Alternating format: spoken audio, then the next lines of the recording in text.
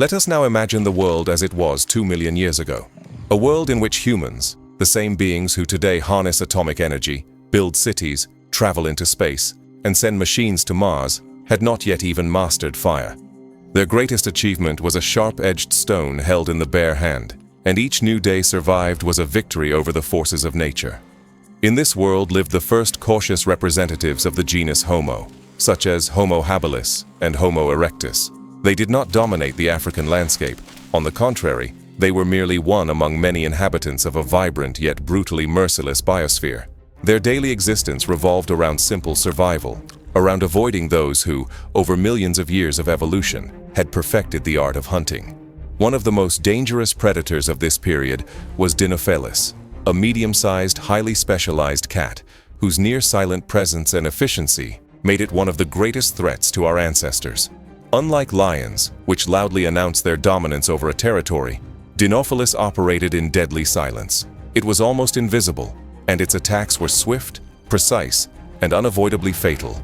It was precisely this silence, the lack of warning, the complete absence of sound before an attack, that may have left a lasting imprint on the human psyche. Paleontologists suggest that the irrational, deeply rooted fear of night, darkness, or dense vegetation may not be merely a product of imagination, but rather an echo of a real existential threat, one that, over countless generations, became embedded deep within the collective experience of survival. Around 2 million years ago, the African landscape was a dynamic mosaic of environments. Dense forests, vast river valleys, thickets, and open savannas coexisted side by side, forming an ecosystem full of life, but also marked by unrelenting death. Predators such as the hyena Chasmoporthetes, the saber-toothed Megantereon, crocodiles lurking along muddy riverbanks, and numerous ferocious species of big cats turned everyday life into a constant struggle for survival. In this world, early Homo lived in small, mobile groups, moving tentatively along rivers and other water sources. Lacking fire, they were utterly defenseless after dark. It was then that Dinophelis exploited its triple advantage: silence, darkness, and dense vegetation, allowing it to eliminate its victims with deadly efficiency. Although Dinophelis was not the largest cat of the Pleistocene, its anatomy indicates a perfect adaptation for stealthy ambush hunting. Strongly developed neck and shoulder muscles allowed for precise strikes and the rapid driving of its canines into vital areas, such as the throat or the base of the skull. Its canines were longer than those of modern leopards, but shorter than those of classic saber-toothed cats, ideal for a fast, targeted attack designed not only to kill, but to do so literally instantly, before the victim could defend itself or flee. Dinophelis was not selective. It hunted large apes, young antelopes, and slow-moving hominins, who, lacking physical defensive adaptations such as fangs, claws, or speed, were especially easy targets. What we know about the relationship between Dinophelis and early hominins is not merely an unsupported hypothesis.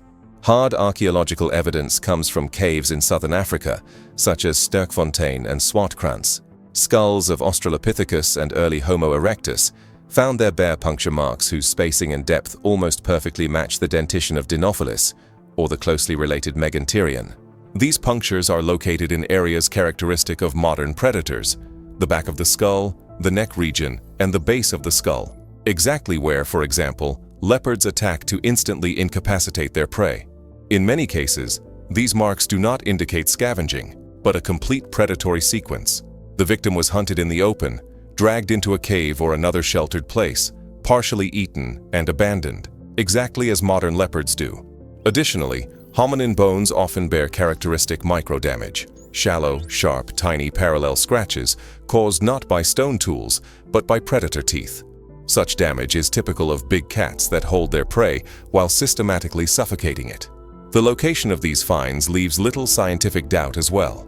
Many are found in natural depressions, cave entrances, or hard-to-reach niches where predators deposited the remains of their prey. Often, alongside hominin bones, the remains of other victims are found: antelopes, monkeys, and even hyenas. The attack scenarios of Dinophelis reconstructed by scientists are shockingly realistic.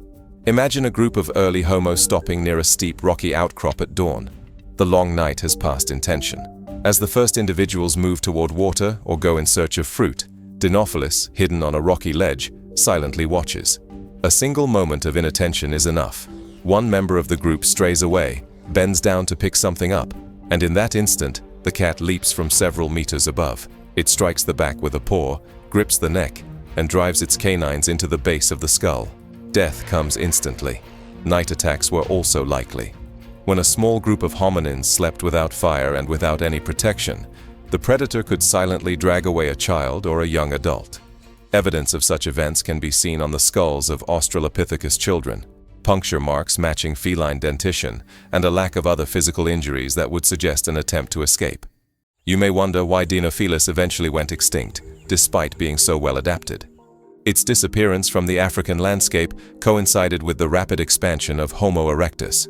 Hominins began creating increasingly sophisticated tools, and technological development enhanced their ability to defend themselves and obtain meat.